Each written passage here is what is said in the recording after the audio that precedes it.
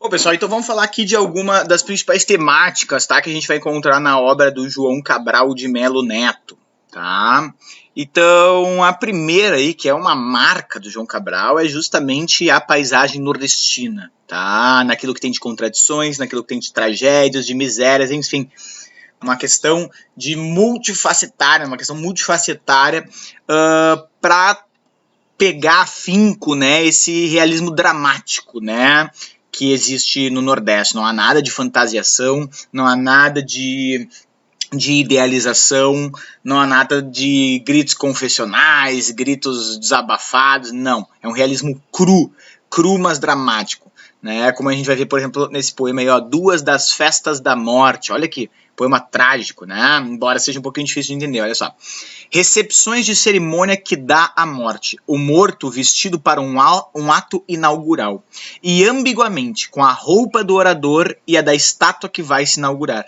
Né? Então o morto ele tá para um ato inaugural, o ato de morrer, né? Digamos assim, a cerimônia, o ritual da morte, ali, o velório, nem que seja. Né? E ele tá com roupa tanto de orador quanto da estátua, né? Afinal de contas ele é a estátua, mas a roupa, o terno, geralmente é a roupa solene de orador também. No caixão, meio pedestal, o morto mais se inaugura do que morre, e duplamente, ora sua própria estátua, ora seu próprio vivo em dia de posse, né? Então aquele caixão é meio pedestal, porque ele é o grande ser olhado, mas quando ele finalmente é olhado, ele já está morto, né? Quando as pessoas finalmente reparam nele, né? Ele já não tem nem do que se beneficiar, né? Nem do que desfrutar desse momento narcísico aí, né? E tal, né? Então essa é a primeira face. Aí depois vem, né, um lado meio pesado da coisa, né? Piqueniques infantis que dá a morte. Os enterros de criança no Nordeste, reservados a menores de 13 anos, impróprios a adultos. Nem os seguem. Festa meio excursão, meio piquenique, ao ar livre. Boa para um dia sem classe. Nelas crianças brincam de boneca. E, aliás, uma boneca de verdade. Ah, olha, esse final é terrível, né? Afinal, uma boneca de verdade, né? Porque poderia não ser. Então a morte é uma das paisagens do Nordeste, né? Que nem que nem esse tema da morte vai voltar muito forte, né? No Morte e Vida Severina, né? O Severino, enquanto ele atravessa, né? Toda a paisagem do rio Capibaribe, ele vai vendo só morte ou trabalhos que envolvam morte, etc. Vamos dar uma olhada em outro aqui, ó. O urubu mobilizado, né? O urubu, um animal típico do sertão aí que vai, né, comendo os restos, né, as carcaças, etc. Durante as secas do sertão, o urubu de urubu livre passa a funcionário. O urubu não retira, pois prevendo cedo que lhe mobilizarão a técnica e o tacto, cala os serviços prestados e diplomas que o enquadrariam num salário melhor e vai acolitar os empreiteiros da seca, veterano, mas ainda com zelos de novato, aviando com eutanásia o morto incerto, ele que no civil quer o morto claro.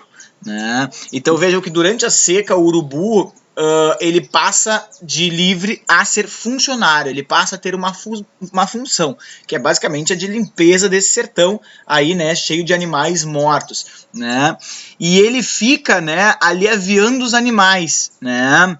Ele não retira cedo, né? Ele sabe que qualquer animal ali que tá moribundo e tal pode reagir frente ao seu ataque. Então ele fica ali aviando com olhos de eutanásia, esperando o animal, né, de morto incerto se passar para morto claro, né? Essa é a função do urubu e essa é a técnica do urubu, né, que mesmo veterano, né, ainda tem ares de novato, zelos de novato no sentido de tipo, é melhor esperar, é melhor dar calma, vamos devagar, né?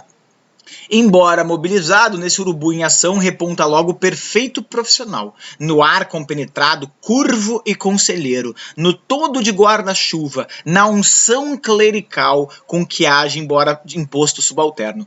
Ele um convicto profissional liberal. Né?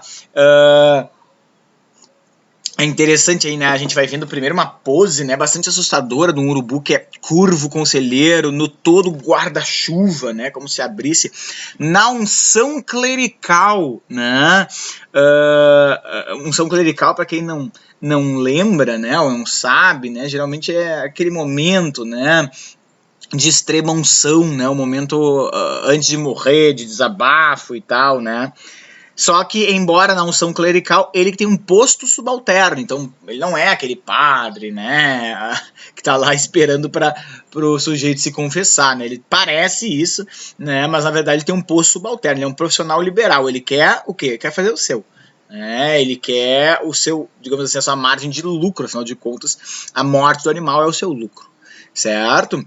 Então a gente vê que são poemas um pouquinho complicados, né? Não é tão fácil assim, né? Embora o entendimento gere, né, uma verdadeira satisfação, é um pouquinho difícil de interpretar muitos desses poemas. Bom, outra característica muito forte do João Cabral é a questão da metalinguagem, né? A poesia sobre a poesia. Né? Ele, que nem a gente viu lá nas frases dele, ele era contra aquela poesia derramada, aquela poesia subjetiva, aquela poesia meio abstrata, de termos abstratos, né? Polissêmica, a melancolia do céu noturno, né? Que é isso, a melancolia? Ele é um cara mais pragmático, mais concreto, mais exato, assim, né?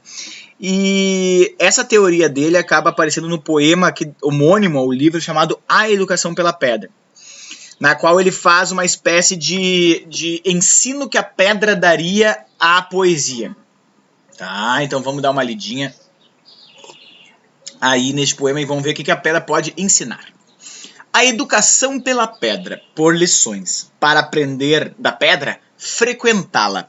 Captar sua voz linfática, impessoal. Pela dedicção, ela começa as aulas. A lição de moral, sua resistência fria ao que flui e a fluir, a ser maleada. A de poética, sua carnadura concreta. A de economia, seu adensar-se compacta. Lições da pedra, de fora para dentro. Cartilha muda para quem soletrá-la. Né? Então veja que a pedra, ela primeiro precisa ser frequentada. Ao frequentar a pedra, né, a gente começa a entender algumas das suas lições. Né? O que ela tem para dar de lições? Né? Por exemplo, a de dicção. Né? Então ele vai dar uma série, né, de dicção, de lição de moral, de poética, de economia. De dicção, que tem a ver com voz. Né? Ter uma voz inenfática, impessoal, sem ênfase. Né? Uma voz impessoal, sem aquela dose, não sei o que saudade que tenho da aurora. Não, isso, cortar tudo isso. Isso foi em termos de dicção. Em termos de lição de moral, resistência fria ao que flui a fluir. Né? Não deixar seduzir aquilo que flui. Né? Resistir friamente, né? Como uma pedra.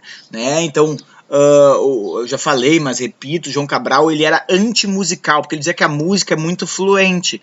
E quando as coisas fluem muito, a gente não presta atenção no conteúdo. Quando as coisas não têm obstáculo, a gente não dá o devido valor à coisa. Quando, por exemplo, a gente escuta Minha Terra tem palmeiras onde canta o sabiá, né? A gente nem imagina mais a palmeira, o sabiá e tal, porque é tão no ritmo musical do poema que a gente acaba sendo seduzido pela sensação, né, rítmica, né, toante, né, das palavras e tal. Então a pedra nos ensinaria a resistir ao que flui. Né? De poética, carnadura concreta. Né? Então tem uma coisa concreta. A poesia tem que ter uma poética concreta. Né? A de economia, seu adensar-se compacta. Né? Então tem que ser adensada, não pode falar muito, não pode sobrar nada, né? Não pode ter nada no poema que seja inútil de certa forma, certo? Então essas são as lições que a pedra pode nos ensinar. Então todas essas características que ele quer para o poema são características que vêm da pedra, né? A pedra é linfática, a pedra é impessoal, a pedra é fria, a pedra é concreta, a pedra é adensada. Né? E aí ele vai para outra lição, né? Aquela ideia de sistema binário. Outra educação pela pedra. No sertão, de dentro para fora e pré-idade, então a gente estava vendo de fora para dentro, né? Agora de dentro para fora. Dentro do sertão, a pedra não sabe lecionar. E se lecionasse, não ensinaria nada. Lá não se aprende a pedra. Lá a pedra, uma pedra de nascença, entranha a alma. Então, no sertão, essas lições aí já estão entranhadas na alma do sertanejo. O sertanejo já nasce com essa voz linfática, né, essa resistência fria, essa carnadura concreta, esse adensar-se compacto. No sertão, isso já está dentro da alma dos sujeitos, certo? Então, é um poema muito famoso, muito célebre, que eu acho que tem que dar muita atenção para ele, tá? Eu trouxe aqui mais alguns, né, Catar Feijão, Tecendo Amanhã, que são dois poemas também muito interessantes, mas bem nessa... principalmente Catar Feijão, tá? Bem na ideia de que tem uma pedra no meio do feijão e é essa pedra que dá a frase lá no final, seu grão mais vivo, é ela que obstrui a leitura fluviante, flutual, assula a atenção, né? Que nem a gente falou, aquela ideia de o obstáculo que nos chama a atenção e tal. Tecendo Amanhã, que são um galo tecendo amanhã sozinho, ele vai tecendo com outros galos, né, numa composição geral, assim, uma ideia de autoria, né, de que toda obra, no final, ela dialoga com outras obras, né? O sertanejo falando também, a forma como o sertanejo fala, também que vem muito de encontro à metáfora da pedra, tá? E a terceira característica seria a da poesia existencial, tá, pessoal? O João Cabral também era um agudo analista da existência humana, né? Como uma máquina de pensar, procurava encontrar o sentido das coisas de um ponto de vista lógico. Até mesmo não encontrar sentido nenhum se tornava algo possível de compreensão, né? Que é, por exemplo, a ideia dos vazios do homem. O homem tem um vazio, né? Mas isso, embora vazio, a gente não pode cair no abstracionismo metafórico ao vazio. Não, ele queria, né, tentar explicar esse vazio. Então diz, ó, os vazios do homem não sentem ao nada do vazio qualquer. Do casaco vazio, do da saca vazia, que não ficam de pé quando vazios. Ou o homem com vazios, né? Então não é, os vazios no homem não é um homem com vazios, não é uma saca vazia, né? Os vazios do homem são outra coisa diferente. Os vazios do homem sentem a um cheio de uma coisa que inchasse já inchada, ou ao que deve sentir quando cheia uma saca. Todavia não qualquer saca. Os vazios do homem, esse vazio cheio, não sentem a que uma saca de tijolos, uma saca de rebites. Não tem o pulso que bate numa de sementes de ovos, né? Então, os vazios do homem não são um vazio qualquer, é um vazio cheio. Mas não é um vazio cheio de coisa, né? É um vazio diferente, tá? Os vazios do homem, ainda que sintam uma plenitude, gora, mas presença, contém nadas, contém apenas vazios. O que a esponja vazia quando plena, incham do que a esponja de ar vazio, e dela compiam certamente a estrutura. Todas as grutas ou em gotas de vazio postas em cachos de bolhas de não uva. Esse cheio vazio sente algo que uma saca, mas cheia de esponjas cheias de vazio. Então os vazios do homem não é um vazio qualquer. Os vazios do homem é cheio de coisas vazias. Porque não é só um vazio, eu tô com um vazio existencial. Não, para esse vazio existencial acontecer, vários pequenos vazios têm que preencher esse vazio, né? O vazio amoroso, o vazio do trabalho, o vazio da felicidade, o vazio da família, o vazio, sei lá, dos amigos e tal. Então quando a gente tá vazio, né, a gente está cheio de vazios. E aí ele faz uma metáfora, como uma saca cheia de esponjas, porque as esponjas têm a sua plenitude justamente no vazio, né? Então uma saca cheia de esponjas é uma saca vazia cheia de esponjas vazias, certo? Uma coisa bem pirada, né? Outro poema que é bem interessante, que nós já estamos acabando, só para acabar a nossa aula, vamos terminar com esse aí que é bem interessante. Diz sobre sentar e estar no mundo, onde ele vai fazer de novo aquele binarismo de dois sujeitos, né? De dois certos homens. Olha lá. Onde quer que certos homens se sentem, sentam poltrona, qualquer assento. Sentam poltrona ou tábua de latrina. Assento além de anatômico, ecumênico, exemplo único da concepção universal, onde cabe qualquer homem e a contento. Então existem alguns homens que onde quer que eles se sentam e sentem, né? Tem uma ambiguidade aí, né? Numa poltrona, estão sempre confortáveis. E às vezes estão tão confortáveis que eles se sentam numa tábua de latrina, que é uma privada, né? Um vaso.